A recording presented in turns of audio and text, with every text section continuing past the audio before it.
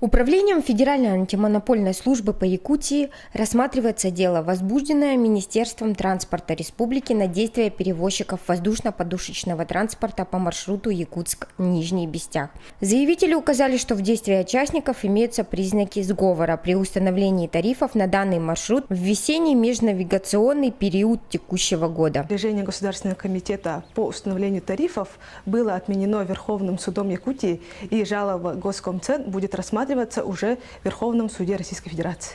Борис Троев на рынке перевозок работает больше 10 лет. Мужчина утверждает, что данный тариф, установленный на пассажирские перевозки, очень даже экономически обоснован. До этого работали нормально по такому тарифу, все согласовано было и так далее. А нынче как снег на голову, приказ какой-то издали, за день состряпали приказ, штрафные санкции начались. 1 декабря Верховный суд России вынесет окончательный вердикт, а пока пассажирам приходится платить за перевозки по тому тарифу, который установил частный перевозчик.